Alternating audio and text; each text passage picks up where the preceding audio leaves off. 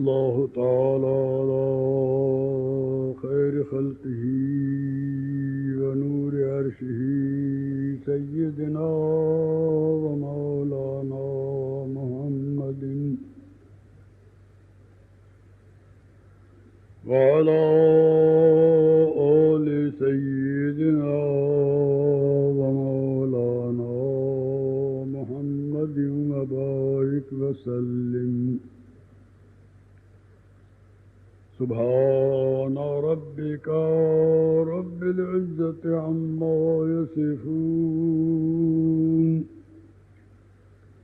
وسلام على المرسلين والحمد لله رب العالمين. الحمد لله حمدا كثيرا دائما أبدا والصلاة والسلام على سيدنا محمد المصطفى وعلى آله المجتبى. إن الله وملائكته يصلون على النبي يا أيها الذين آمنوا صلوا عليه وسلموا تسليما. اللهم صل على روح النبي المطهر شفيع الورى في يوم بعث ومحشر بشير نذير سيد القوم جملة رسول كريم خير ذات وجوهر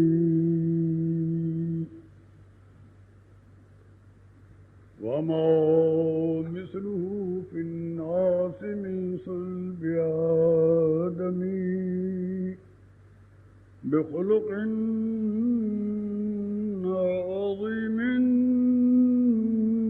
ثم ذات مطهر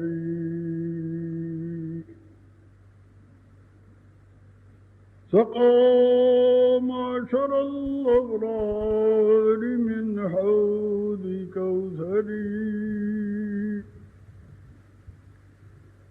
شرابا طهورا خاليا عن مقدر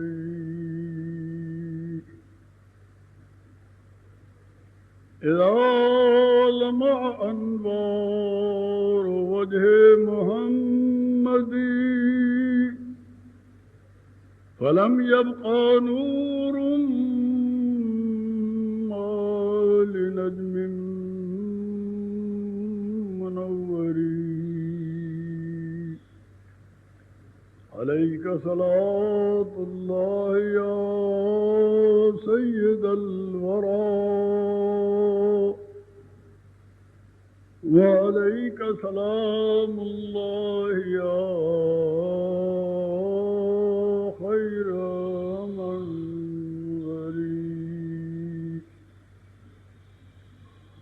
وعلى آلك الصلاة وأصحابك السلام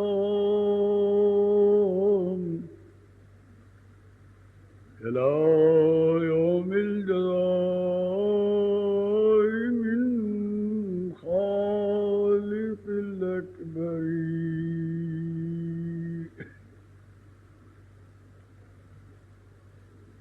تمہارا ذکر میرا دین و ایمان یا رسول اللہ، تمہارا ذکر میرا دین و ایمان یا رسول اللہ، تمہارا ذکر میرا دین و ایمان یا تمہارا ذکر میرا دین و ایمان یا رسول اللہ،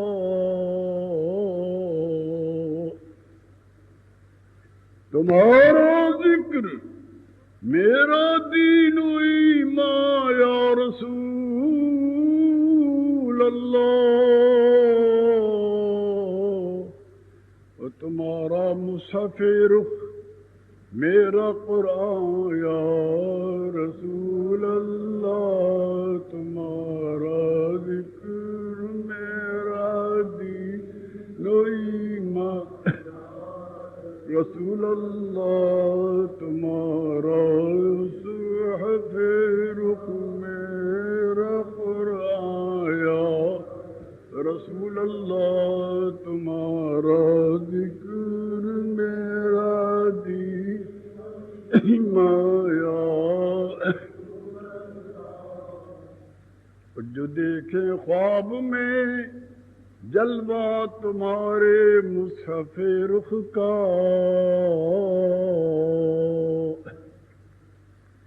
جو دیکھے خواب میں جلوہ تمہارے مصحف رخ کا، تو ابھی ہو جائے سب منکر مسلمان یا رسول اللہ، تمہارا ذکر میرا دین و ایمان یا رسول اللہ، تمہارا مصحف رخ میرا یا اللہ، تمہارا ذکر میرا دین و ایمان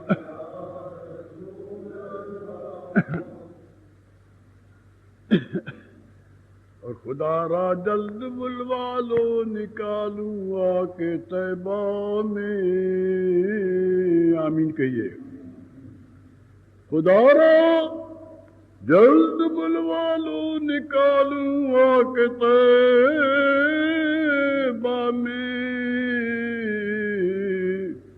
ارے بھرے ہیں کیسے کیسے دل میں ارمان یا رسول اللہ، تمہارا ذکر میرا دین و ایمان رسول اللہ، تمہارا مصحف رخ میرا قرآن یا رسول اللہ، تمہارا ذکر میرا دین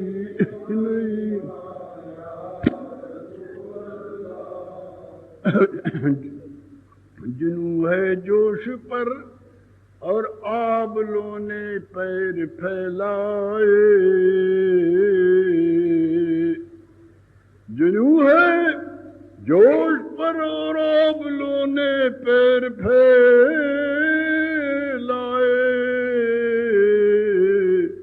ہوئے پھر یاد وہ خار مغیلاں یا رسول اللہ، تمہارا دین و ایمان یا رسول اللہ، تمہارا مصحف میرا قرآن یا رسول اللہ، تمہارا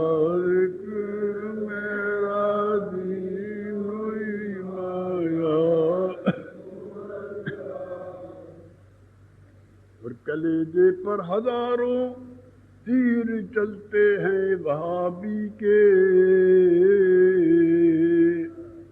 کلیجے پر ہزاروں تیر چلتے ہیں وہابی کے،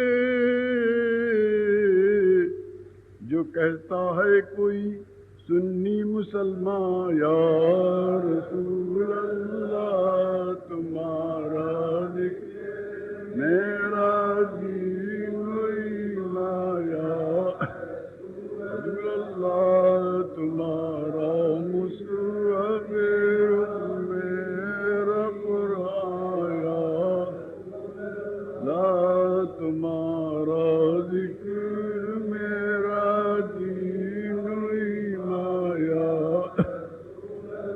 یا معاشر المسلمین و یا جماعت الحاضرین یرحمکم اللہ تعالی.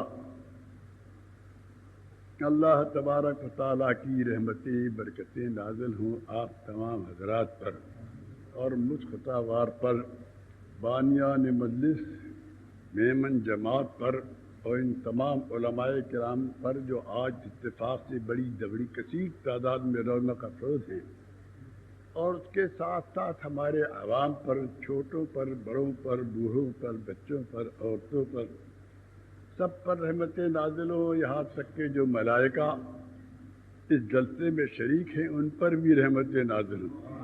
جو جنات موجود ہوں ان پر بھی، اتفاق سے کوئی وہابی بھی آ گیا ہو تو اس پر بھی خدا کی رحمت نازل. دوستوں پر بھی، دشمنوں پر، ہم پر اس طرح رحمتیں نازل ہوں کہ ہمارا عشق رسول بڑھ جائے، اور مخالفین پر اس طرح رحمت نازل ہو کہ اس کو ہدایت مل جائے.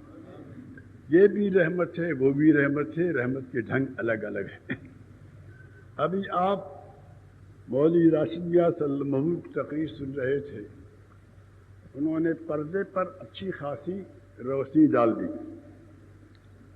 مگر اس کو کیا کیا جائے. آج کے دور میں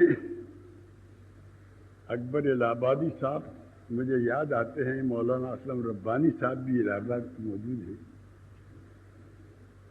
ایک مرتبہ اکبر الہ آبادی صاحب بیچارے روڈ سے گزر رہے تھے، چوک کے پاس سے ان کا گزر ہوا جو مشہور الہ آباد کا چوک ہے. دیکھا انہوں نے کہ کچھ عورتیں بالکل بے پردہ چلی جا رہی. غور سے دیکھا، فوراً انہوں نے پڑا ہوا ایک کاغذ اٹھایا اور ایک شعر لکھ دیا. بڑے حاضر دماغ تھے. کسی دوست نے پوچھا کہ حضرت آپ نے یہ کیا شعر لکھا؟ کہا میں ان عورتوں کو دیکھ رہا تھا تو یہ میں نے شعر لکھ دیا. ارے بھائی کیا شعر لکھا سنائیے. کہنے لگے میں نے یہ شعر لکھا ہے کہ ایک رات چند بے پردہ چند کل جو نظر آئیں بیویاں، بے پردہ کل جو چند نظر آئیں بیویاں، اکبر زمین میں غیرت قومی سے گڑ گئے. جب اس نے دیکھا یہ موسیٰ علیہ السلام آگ لینے کے لیے گئے تھے، وہاں سے پیغمبری لے کے آ گئے. مختصر تھا، اس کا بھی واقعہ آپ کو سنا دوں. حضرت موسیٰ علیہ السلام جب قبطی کو گھوسا مارا انہوں نے، اس کا دم نکل گیا تو بھاگے وہاں سے، کیونکہ فرعون تلاش میں تھا. بھاگتے بھاگتے بھاگتے جب رہتے حضرت مدائن پہنچ گئے. مدائن کیا تھا؟ حضرت شعیب علیہ السلام کا مقام جو حضرت کے سسر تھے. ایسے بھاگے کہ سیدھے صدر حال میں ہی جا کے دم لیا. اللہ کی شان. مختصر یہ کہ وہاں بیوی صفورہ سے ان کا نکاح ہوا.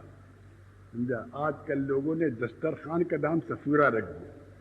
اللہ رحم کے موسیٰ علیہ السلام موجود ہوں تو ان کا آسا اٹھ جائے، کم بخت میری بیوی کا نام صفورہ اور تو دسترخوان کا نام صفورہ رکھتا ہے. وہ جلالی پیغمبر اب وہ اپنی بیوی کو لے کے اپنا وعدہ پورا کر کے، قرآن میں پورا قصہ ہے، میں اس کو سناؤں گا تو وہ سارا مضمون اسی میں چلا جائے گا. خلاصہ یہ ہے کہ انہوں نے جو آپ نے حضرت شعیب علیہ السلام نے وعدہ لیا تھا اس کو پورا کیا، اور اس کے بعد اپنی بیوی کو لے کے چلے. اب چلے، بیوی حاملہ تھی، پیٹ میں بچہ تھا. ملک شام کا سفر، نہایت ہی سردی کا علاقہ، سردی کے مارے سب لوگ چھٹر پر کانپ رہے تھے.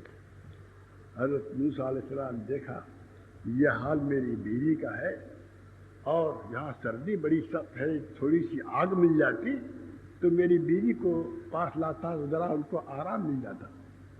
ادھر ادھر دیکھا تو ایک پہاڑی دکھی، اس کے اوپر سے روشنی دکھی جیسے آگ کے شعلے بلند ہو رہے ہوں. بیوی سے کہا تم یہاں بیٹھو، میں ابھی آگ لے کے آتا ہوں. سمجھا؟ چنانچہ ان کو وہاں چھوڑا اور خود آپ آگ لینے کے لیے تشریف لے گئے. وہاں پہنچے تو وہاں آگ تھی نہیں. اللہ تعالیٰ کو موسیٰ علیہ السلام کو بلانا تھا، لہذا یہ آگ دکھائی گئی کہ موسیٰ کو آگ کی ضرورت ہے، آگ کے بہانے سے آ جائے گے. موسیٰ پہنچ گئے کوہ طور پر.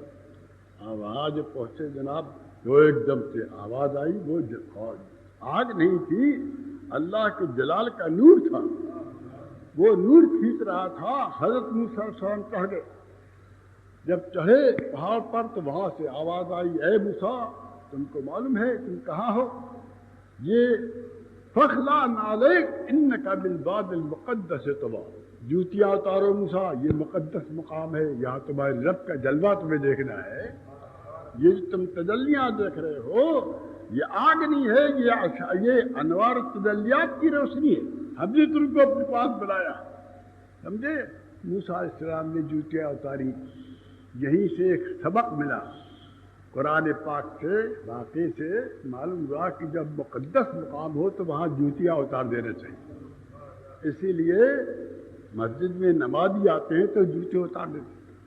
درگاہوں پر بھی جو لوگ جاتے ہیں وہاں جوتیاں اسی لیے اتارتے ہیں کہ جس طرح موسیٰ علیہ السلام کے یہ مقام طور مقدس مقام تھا کہ وہاں خدا کے جلوے اتر رہے تھے، اولیاء کرام کے اوپر بھی خدا کے جلوے اترتے ہیں، لہذا ہم کو جوتیاں اتارتے ہیں. اللہ تعالیٰ ہم کو اس سے سبق حاصل کرنے کی توفیق عطا فرمائے. خیر جناب، خلاصہ یہ کہ اللہ تعالیٰ نے فرمایا موسیٰ آئے ہو تو تم کو آگ نہیں بلکہ ہم تم کو پیغمبری عطا فرما رہے ہیں. سمجھے؟ یہ دنیا کی آگ لے کے کیا کرو گے؟ وہ ایمان کی آگ لو کہ جس سے کفر جل جائے، شرک مٹ جائے، نور پیدا ہو جائے. اور وہ ہم نے تم کو چن لیا ہے. انی اصطفیتک علی الناس برسالاتی و بکلامی. موسیٰ ہم نے تم کو انتخاب کر لیا ہے، تم کو رسالت بھی دیں گے اور تم کو کلیم بھی بنائیں گے. یعنی ایسا رسول بنائیں گے کہ تم مجھ سے بات کرو گے. سبحان اللہ. دیکھیے کیا شان ہے موسیٰ. درستی پڑھی اللہ موسیٰ. آپ کہیں گے موسیٰ علیہ السلام کا قصہ اور رسول اللہ پر درود. جی ہاں، اگر رسول پر درود ہم نہ پڑھیں تو یہ واقعہ موسیٰ علیہ السلام کا بیان کرنا بیکار ہو جائے گا. کیونکہ اگر ہمارے رسول نہ ہوتے تو نہ موسیٰ ہوتے، نہ عیسیٰ ہوتے، نہ کلیم ہوتے، نہ نبی ہوتے. یہ جتنے انبیاء اولیاء ہیں ان کے جتنے معجزات و کرامات سب صدقہ ہے جناب محمد رسول اللہ. اس لیے جب کبھی کسی بزرگ کا حال سنو تو درود پڑھو کہ صدقہ محمد رسول اللہ کا ہے. انہی کے صدقے میں تو سب نعمتیں ملی. صاحب یہاں ایسے لوگ پیدا ہو گئے ہیں کہتے ہیں رسول اللہ بھی ہمارے جیسے بشر ہیں. سمجھے؟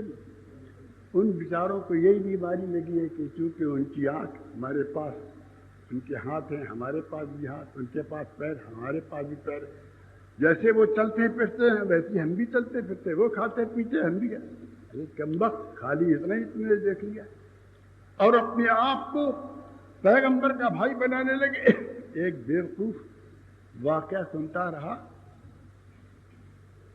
موسیٰ علیہ السلام کا اتفاق سے اس کی بیوی بھی حاملہ تھی. اس نے کہا بیوی ایک اچھا موقع ملا، میں بہت دنوں سے سوچ رہا تھا کہ رسول بڑے بھائی ہم ان کے چھوٹے بھائی ہے نہیں، تو موسیٰ علیہ السلام بڑے بھائی ہیں ہم ان کے چھوٹے بھائی ہیں. کیا مطلب ہے؟ کیا آج مجھے یہ راستہ مل گیا کہ پیغمبری لینے کے لیے کیا کرنا چاہیے. تو مولوی نے بتایا کہ پیغمبری لینے کے لیے موسیٰ علیہ السلام نے کیا کیا، اپنی حاملہ بیوی کو ایک جگہ پر بٹھا دیا اور آگ لینے کے لیے چلے گئے. تو وہاں پر گئے تو پیغمبری مل گئی. تو بیوی تم بھی حاملہ ہو، چلو میرے ساتھ، میں بھی تم کو ادھر بٹھالتا ہوں اور اس کے بعد میں بھی آگ لینے جاؤں گا تو کم سے کم مجھے رسالت نہیں تو ولایت تو مل ہی جائے گی. بیوی نے کہا ارے تم کہاں کیا بات کو سوچے، وہ پیغمبر تھے. ارے کہا تو وہ بڑے بھائی ہوتے ہیں، ہم چھوٹے بھائی ہیں. زیادہ بڑی پیغمبر نہیں، چھوٹی تو مل جائے گی. خیر صاحب وہ جی آدمی لے کے گیا بیوی کو، وہاں بیچاری کو بٹھا دیا. اس نے بھی سوچا کہ یہ بہت کٹر آدمی ہے، کہنا نہیں مانوں گی، کہیں نکال باہر نکل. اور اس کے بعد بیچاری چھٹکتی رہی. حاملہ عورت یہ تلاش میں گیا. اتفاق سے ایک پہاڑی کے اوپر روشنی اس کو بھی دکھی. ارے کہا بس تو کیا ہے، پہاڑی پر روشنی دکھی. اس نے کہا ہو گیا موقع. آج جس طرح موسیٰ علیہ السلام کو دیکھیے، موسیٰ چلے آگ لینے کے لیے، پیغمبری لے آئے، دیکھو مجھے بھی دکھ رہی. اب وہاں جناب پہنچے، اب آتا ہوا گیا. جب قریب پہنچا تو اتفاق سے ایک بہت بڑا اژدہا وہاں بیٹھا ہوا اور اس کی آنکھیں اس قدر روشن تھی کہ اس سے شعلے نکل رہے تھے.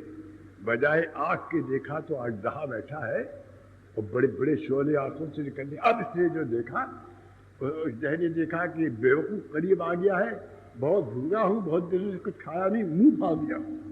اب جب منہ پھاڑا تو یہ چلایا ارے مرا مرا مرا. وہ بڑھا آگے بڑھا تو اس کا جلاب شروع ہو. اس نے پکڑا اس کو. اب اس ٹانگ کی پیٹ میں اب وہاں چلا تھا بیوی میں مرا میں مرا میں مرا. اور وہ بیوی الگ چلا رہی ہے، یہ الگ چل رہا ہے. بجائے اس کے کچھ لے کے آتا بیچارے کا انتقالی ہوتا. مولانا جلال الدین رومی فرماتے ہیں کہ ہم سریے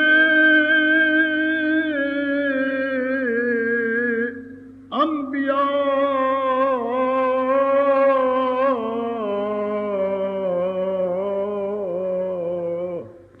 فرداً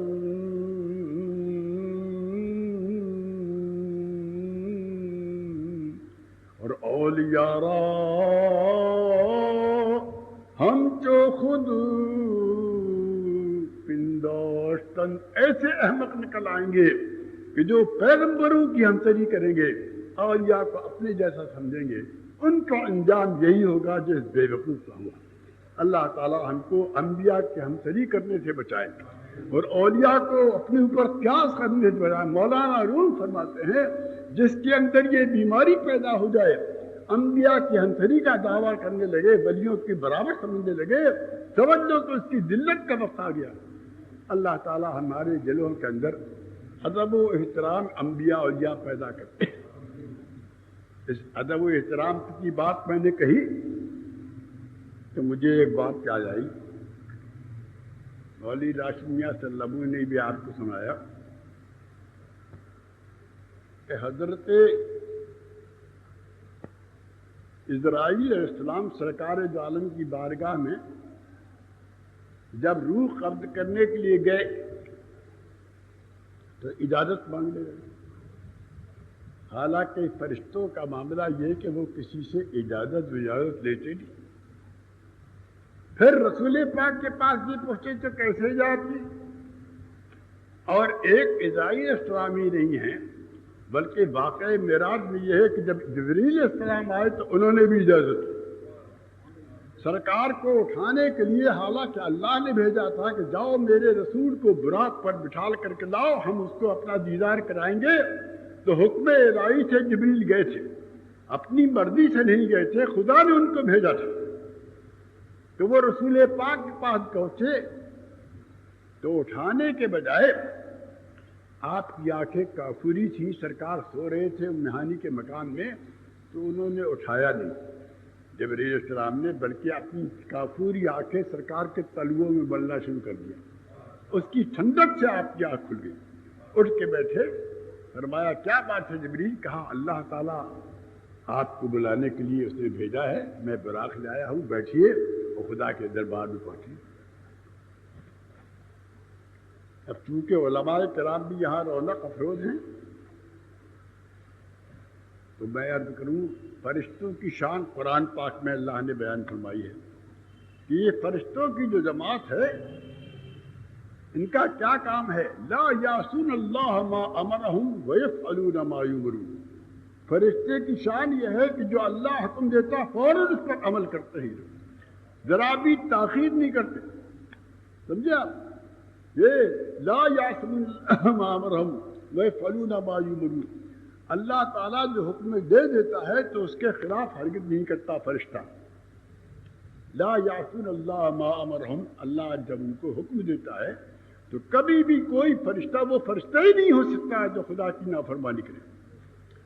لا یعصون اللہ ما امرہم وَيَفْعَلُونَ مَا يُؤْمَرُونَ. اور فرشتہ وہی کرتا ہے جس کا اس کو حکم ملتا ہے. تو یہ ایسی مخلوق ہے کہ اس کے متعلق یہ خیال کرنا کہ یہ خدا کی نافرمانی کرے, اللہ تعالیٰ نے جو کہا اس کے خلاف کرے, ایسا ہو ہی نہیں سکتا. وہ فرشتے نہیں ہوگا پھر.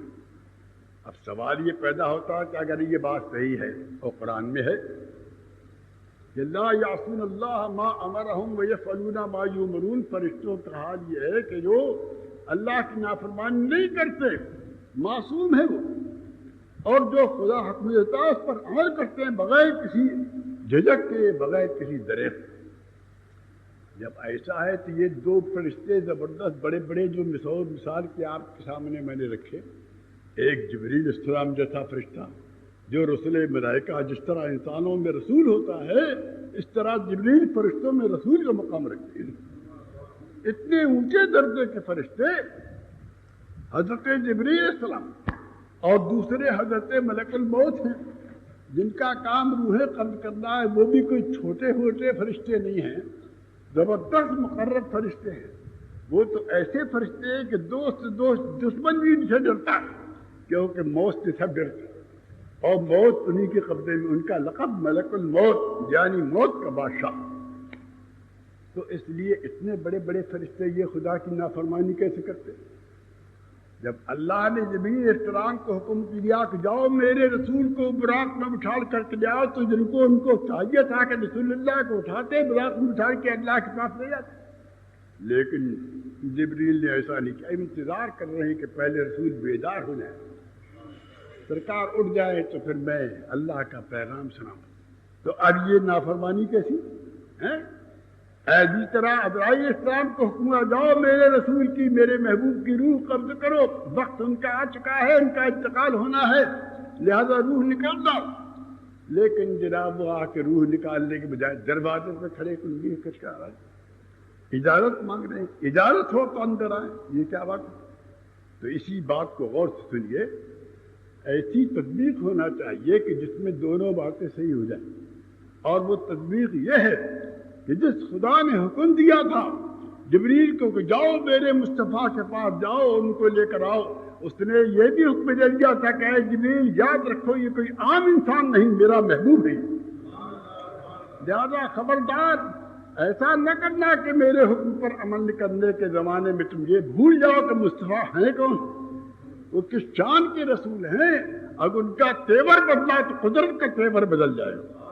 لہذا جاؤ حکم پر عمل ضرور کرنا, مگر اس کا لحاظ کرنا کہ بارگاہ محمد رسول اللہ صلی اللہ علیہ وسلم. لہذا اس انداز سے کہ عدد جانے نہ پائے, احترام ختم نہ ہونے پائے, جاؤ بلا کے ضرور لاؤ, مگر ادب و احترام کے ساتھ. چنانچہ جبریل نے اپنی آنکھیں اپنے سرکار کے تلووں میں ولی, جب سرکار بیدار ہو گئے تو پیغام سنایا, عمل کیا. یہی حال اسرائیل کا ہے. ان کو بھی حکم دیا گیا مصطفیٰ کی روح قبض کرو, مگر خبردار پہلے اجازت پہ جا کر مصطفیٰ اجازت دے تو روح قبض کرنا, ورنہ لوٹ کے چلے آؤ.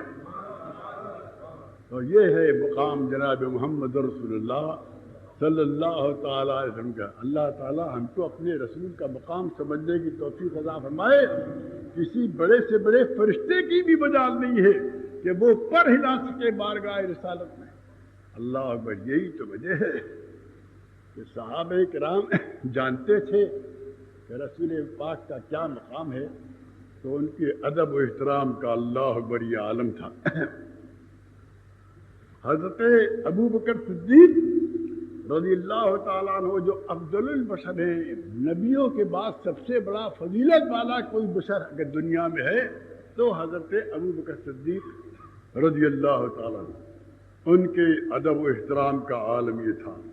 سرکار اپنے کمرے میں حجرے میں آرام فرماتے, ابو بکر صدیق دہلی پر سر رکھ کے رات کو لیٹ جاتے. اب رات کو لیٹے ہوئے ہیں, صبح سرکار نے دروازہ کھولا, دیکھا تو ابو بکر زمین پہ پڑے ہوئے ہیں, چوکھٹ پر سر رکھا ہے. فرمایا ابو بکر تم یہاں کیسے لیٹ گئے؟ تمہارے لیے بہت سے مسجد میں لیٹ جاتے, عبد الرحمن کے مکان میں پہنچ جاتے, تمہاری بیٹی عائشہ موجود ہیں, جہاں چاہتے آرام کر لیتے, یہ کون سی جگہ تمہارے لیٹنے کی؟ عرض کیا یا رسول اللہ میرے ماں باپ قربان ہو جائیں, لیٹنے کے لیے تو بہت سی جگہیں ہیں, لیکن میں یہاں دہلی پر سر رکھ کر اس لیے لیٹا کہ جب سرکار صبح اٹھیں تو سب سے پہلے سرکار کا دیدار میں کروں, اس کے بعد کوئی نہیں. دیکھیے تمنا لے کر کے, یہ ہے قدر والے جانتے ہیں قدر و شان. اللہ تعالیٰ جن کو علم عطا فرمائے, ایمان عطا فرمائے, وہی قدر کر سکتے ہیں کہ اللہ کے رسول کا کیا مقام.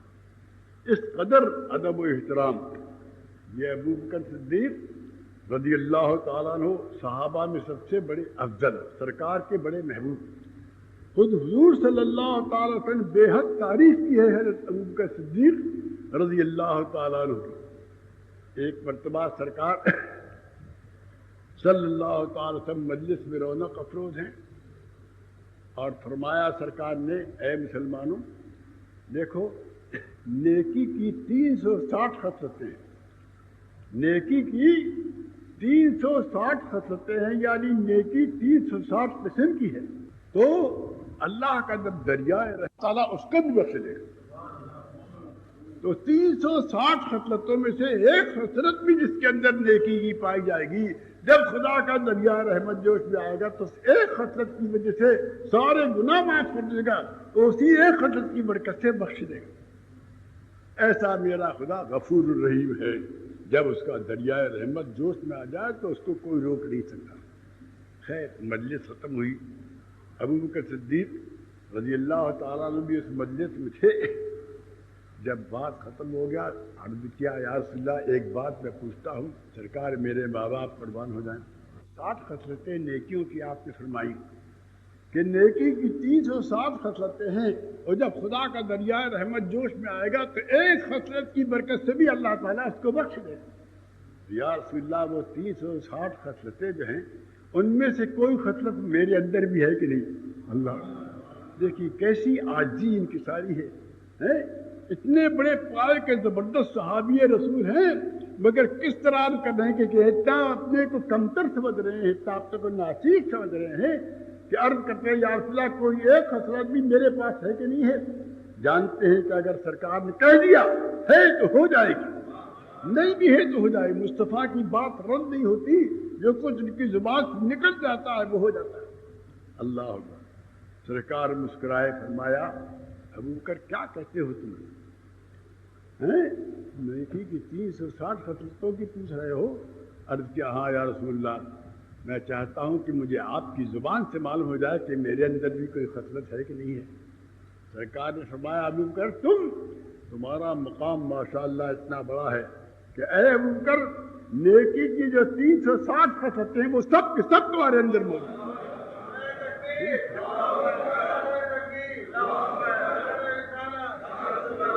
وہ نیکی ہی کیا جو ابو بکر کے اندر نہ ہو. اگر وہ کی نیکی نہیں ہے تو ابو بکر نہیں تو وہ نیکی ہی نہیں. نیکی تو بنی ہے ابو بکر صدیق کے صدقے میں. جو کام ابو بکر نے کر دیا وہ نیک ہو گیا, جس کو ابو بکر نے چھوڑ دیا وہ بد ہو گیا. اللہ تعالیٰ ہم کو ابو بکر صدیق رضی اللہ تعالیٰ عنہ کا مقام سمجھنے کی توفیق عطا فرمائے. ایک مرتبہ سرکار نے فرمایا کہ لوگوں نے مجھے بہت اپنا مال پیسہ دولت دی اسلام کی راہ میں خرچ کرنے کے لیے. بہت سے مسلمانوں نے مجھے بڑی بڑی دولتیں دی, پیسہ دیا اور اشرفیاں دی اسلام کے لیے, لیکن سرکار نے فرمایا ابو بکر صدیق بھی دینے والوں میں تھے. حضور فرماتے ہیں کہ جتنا فائدہ مجھے ابو بکر سے مال سے پہنچا ہے کسی کے مال سے اتنا نفع مجھے نہیں پہنچا. یہ دیکھیے کیسی مقبولیت ہے ابو بکر صدیق رضی اللہ تعالیٰ عنہ. ایک جگہ سرکار فرماتے ہیں کہ جتنے لوگوں نے مجھ پر دنیا میں احسان کیا میں نے سب کے احسان کا بدلہ اسی دنیا میں بھی دے دیا. اب دنیا میں کوئی ایسا باقی نہیں ہے کہ اس نے محمد پر احسان کیا ہو اور محمد نے اس کو احسان کا بدلہ نہ دے دیا. فرماتے ہیں سرکار کہ اور تو کوئی باقی نہیں ہے, البتہ ابو بکر صدیق کی ایک ذات ایسی ہے. اللہ اللہ. سرکار فرماتے ہیں کہ ابو بکر نے مجھ پر جو احسان کیا ہے میں سب کے احسان کا بدلہ دے چکا, مگر ابو بکر کے احسان کا بدلہ میں نہیں دے سکا. لہذا قیامت کے روز میری طرف سے میرا رب ابو بکر کو اس احسان کا بدلہ عطا۔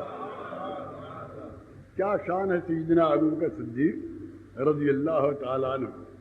ایک جگہ سرکار نے فرمایا کل ما انزل اللہ علیہ من القرآن قد بسطت علی قلب ابی بکر۔ اے لوگوں سنو، اللہ نے جتنا قرآن میرے اوپر نازل کیا میں نے سب ابو بکر کے دل میں نچوڑ دیا ہے۔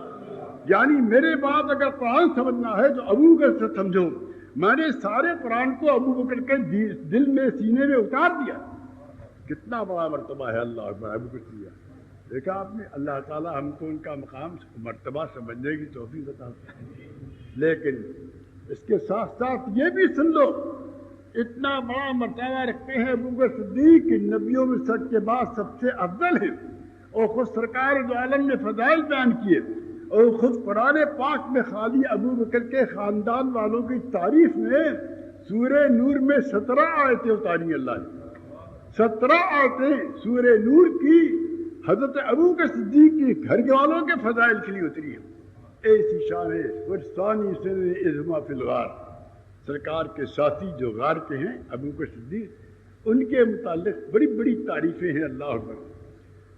حضرت عمر فاروق فرمایا کرتے تھے کہ ابو بکر کی ایک رات کی نیکی اتنی بڑی ہے کہ اگر ابو بکر اس رات کی نیکی مجھے دے دیں، میں اپنی زندگی بھر کی ساری راتوں کی نیکی انہیں دے دوں۔ اور ایک دن کی نیکی ابو بکر کی اتنی بڑی ہے کہ اگر ابو بکر اس ایک دن کی نیکی مجھے دے دے تو میں اپنی زندگی بھر کی نیکی سارے دنوں کی نیکی دے دوں۔ صحابہ نے پوچھا وہ کون سی رات ہے، وہ کون سا دن ہے؟ فرمایا رات تو وہ ہے جب ابو بکر نے ہجرت کی ہے اور غار حرا میں قیام فرمایا ہے۔ اس روز ابو بکر صدیق نے جو وفاداری دکھائی ہے، جو محبت دکھائی ہے کہ اس غار کے جتنے سوراخ تھے جو سانپ نے کر رکھے تھے، سارے سوراخوں کو کپڑے سے بند کر دیا، اور جب کپڑے ختم ہو گئے، کوئی سوراخ بند کرنے کا راستہ نہ رہا، تو اس کے بعد اپنا پیر ایک سوراخ میں لگا لیا، اور وہ سانپ آیا، اس نے ڈسنا شروع کر دیا۔ سرکار کو بلایا، یا رسول اللہ آپ آ جائیے، میں نے پوری غار کا انتظام کر دیا ہے، سرکار اندر تشریف لائے۔ وہ وہاں جناب سانپ بھی ماشاءاللہ ایسا تھا، علامہ قلیوبی نے لکھا ہے کہ وہ سانپ جو اس غار میں پہلے سے اڈا بنایا ہوا تھا وہ موسیٰ علیہ السلام کے زمانے کا سانپ تھا۔ 3 مخلوق خدا کی اتنی ہیں جن کی عمریں بہت لمبی ہوتی ہیں۔ دنیا کی مخلوقات میں سب سے زیادہ لمبی عمر والی صرف 3 مخلوق ہیں۔ ایک مخلوق جنات ہے، اس کی بھی عمر بہت زیادہ ہوتی ہے۔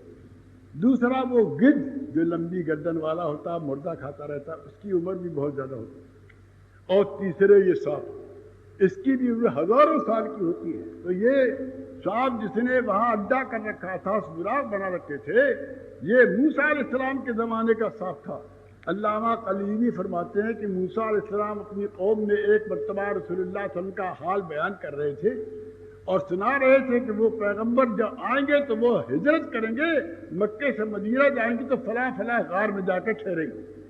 اس نے سن لیا کہ آخری پیغمبر وہاں چلے گا تو اس غار میں ٹھہرے گا، وہ صاحب وہیں سے چل پڑا، اور پہلے ہی سے جا کے تمام سوراخ بنا کے رکھ لیے، کیونکہ اس کو یہ بھی معلوم تھا، موسیٰ علیہ السلام نے یہ بھی بتا دیا تھا کہ ان کا رفیق ساتھی اتنا زبردست ہوگا کہ وہ کسی صورت سے کسی کو باہر اندر جانے نہ دے گا۔ لہذا اس نے 1 2 نہیں بہت سے سوراخ بنا لیے تھے کہ اگر ان کا ساتھی یہ سوراخ بند کرے گا تو میں اس سوراخ سے آؤں گا، یہ بند کرے گا تو اس سے آؤں گا، یہ اس لیے بہت سے سوراخ بنا لیے۔ تو وہ بھی سرکار کی دیدار کے لیے بے چین تھا، سمجھا؟ وہ عشق میں وہ بھی آیا تھا، لیکن ایک جانور کا ایک انسان کے اس میں بڑا فرق ہوتا ہے۔ نادان کی دوستی جی کا جنجال، سمجھا؟ چنانچہ یہی ہوا کہ حضرت ابو بکر صدیق کے ساتھ سرکار تشریف لائے غار حرا میں، اور وہ سانپ انتظار میں تھا۔ اس نے دیکھا کہ اب آ گئے وہ پیغمبر، لہذا اس سوراخ میں گیا تو ابو بکر نے وہ سوراخ بند کر دیا تھا، دوسرے میں گیا، تیسرے میں گیا، چوتھے میں گیا، 5ویں میں، جتنی پگڑی کے ٹکڑے سے سب بھر دیے تھے۔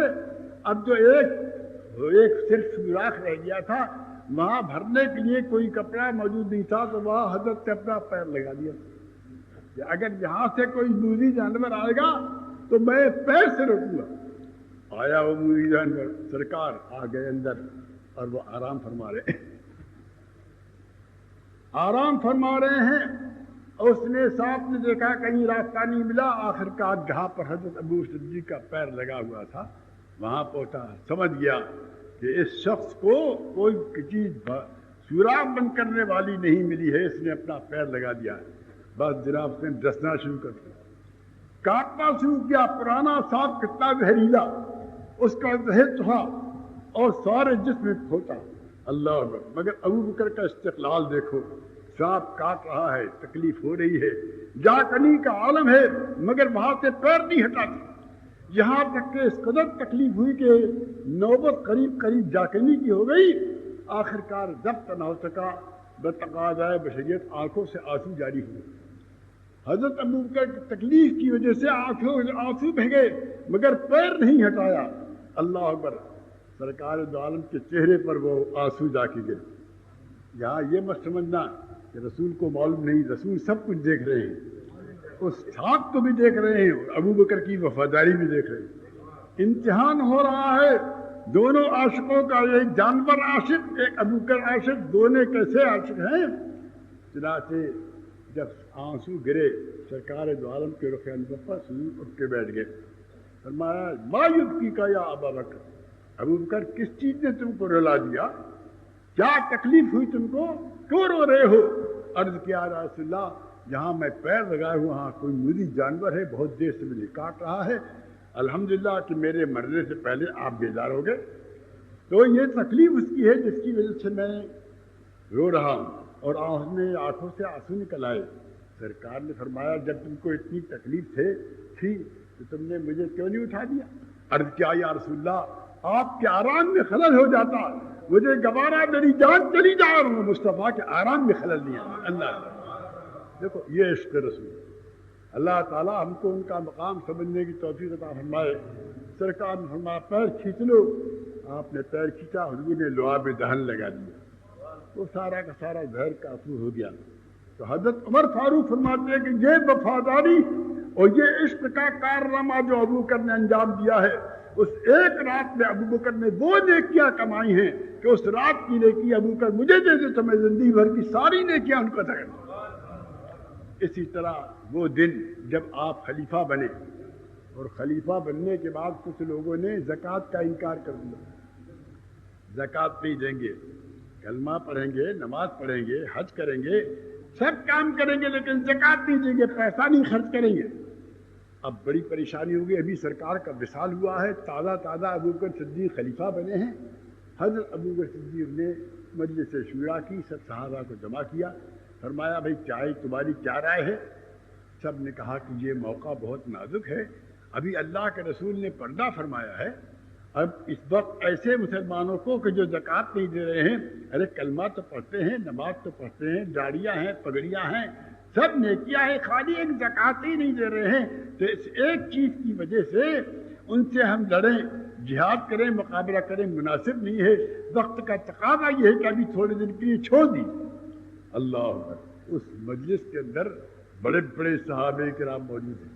حضرت ابو بکر صدیق نے ادھر دیکھا ادھر دیکھا، اس میں حضرت عمر فاروق بھی ہیں، اس میں حضرت علی بھی ہیں، عثمان بھی ہیں، طلحہ بھی ہیں، زبیر بھی ہیں، عبد الرحمن بن عوف بھی ہیں، سعد بن وقاص، سرکار کے زمانے کے بڑے بڑے جنرل، بڑے بڑے سپہ سالار سب موجود۔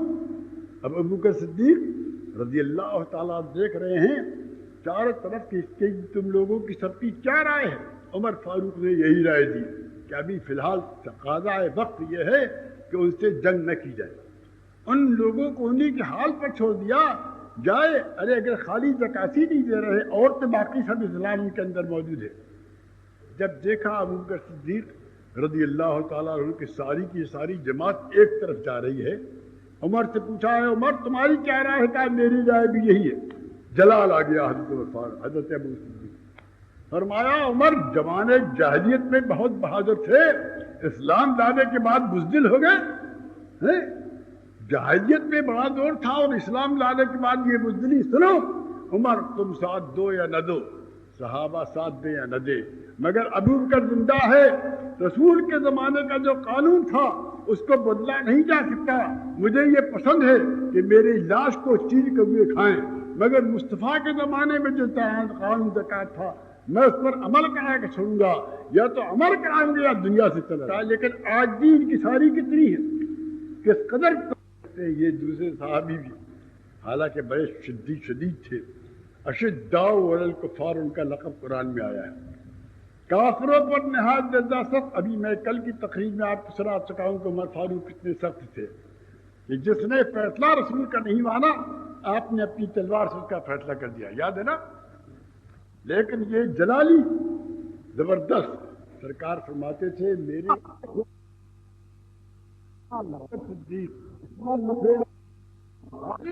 حضرت ابراہیم علیہ السلام کے یعنی بہت ہی نرم ہے، اور عمر فاروق جو ہیں وہ مثل موسیٰ علیہ السلام کے.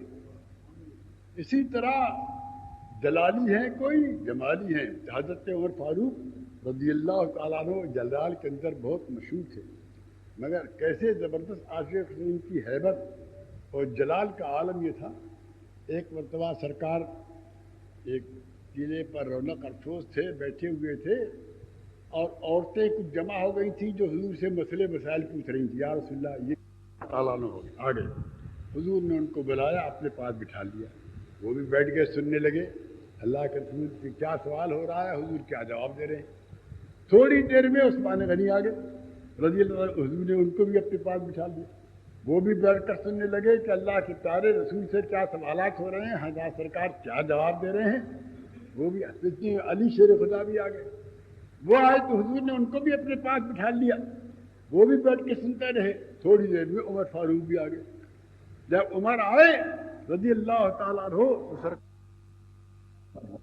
ان کا سب کے سب کیونکہ جانتی تھی کہ یہ بہت جلالی شخص ہے، روح ریاض کرنے والا آدمی نے اٹھ کے چلی تو سرکار مسکرائے. اور سرکار نے کیا فرمایا؟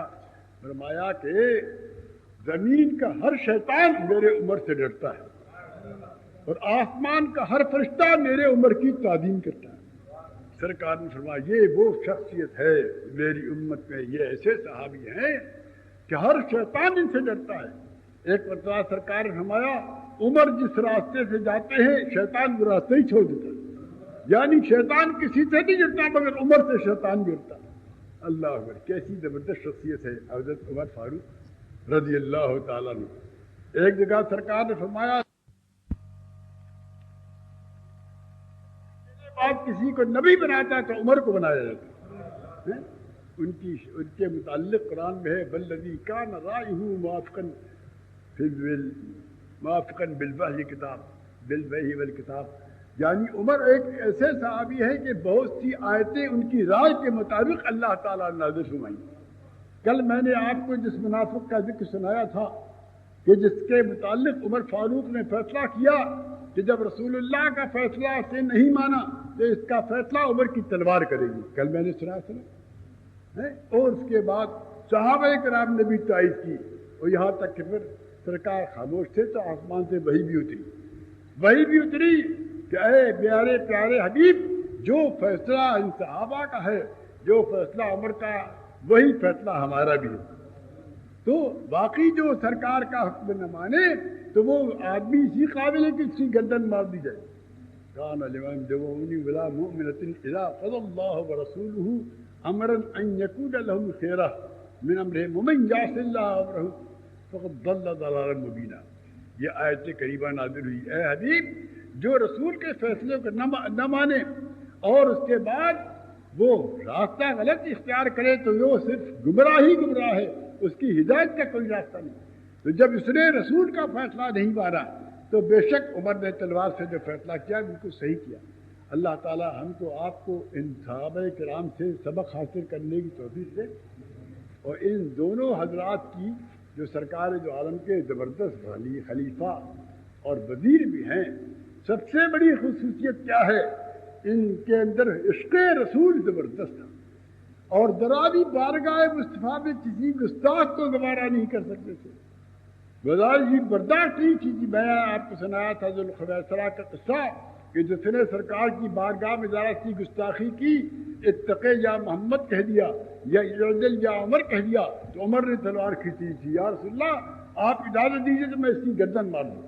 حالانکہ وہ داڑھی والا تھا، نمازی تھا، گڈھے اس میں حلق میں، اس کے گالوں میں گڈھے بھی، مشرف الوجنتین، محلوق الراس، معلوق الراس اور مطموم الشعر، یہ سب اس کا حلیہ پورا حدیث کے اندر موجود ہے۔ پکا کٹر مسلمان، داڑھی والا، پیشانی پہ گٹھا بھی تھا، ناطق جب ہوتے، لیکن اس سب چیزوں کو عمر فاروق نے نہیں دیکھا کہ یہ بیچارہ نمازی ہے، اتنی نمازیں پڑھی کہ پیشانی پر گٹھا ہے، یہ لمبی داڑھی بھی اس کی ہے، لیکن یہ دیکھا کہ وہ گستاخ ہے، اس کے دل میں احترام رسول نہیں، تو آپ نے تلوار پر ہاتھ اٹھا دیا اور عرض کیا یا رسول اللہ اجزنی اضرب عنقہ، آپ مجھے اجازت دیجیے میں گردن مار دوں۔ پھر سرکار نے چھوڑا دی۔ اللہ تعالیٰ ان سارے واقعات سے ہم کو سبق حاصل کرنے کی توفیق عطا فرمائے۔ تو یہ دونوں حضرات زبردست عاشق رسول اور انتہائی ادب و احترام کرنے والے اور ہر وقت سرکار کے ساتھ رہنے والے، ایسی معیت کہ اللہ تعالیٰ نے بھی اس معیت کو قبول فرما لیا۔ کسی شاعر نے کہا ہے کہ صدیق اور عمر کی رفاقت تو دیکھیے، صدیق اور عمر کی رفاقت تو دیکھیے، بعد فنا بھی چھوڑی نہ صحبت رسول کی۔ سرکار کا وصال ہوا تو ابو بکر صدیق وصال کے بعد بھی انہی کے بازو سے موجود ہے، عمر فاروق بھی وہاں موجود ہیں، تو زندگی بھر بھی ساتھ رہے اور انتقال کے بعد بھی سرکار عالم کی خدمت میں ہے۔ اور سرکار نے فرمایا جب میں قیامت پہ اٹھوں گا تو میرے یہ دونوں وزیر بھی میرے ساتھ ساتھ وہاں بھی ہوں گے۔ اللہ تعالیٰ سے دعا کیجیے کہ اللہ اس چیشتے کی برکت سے ہم کو بھی شاخ رسول کا ساتھ عطا فرمائے۔ اب کھڑے ہو جائیے ذوق شوق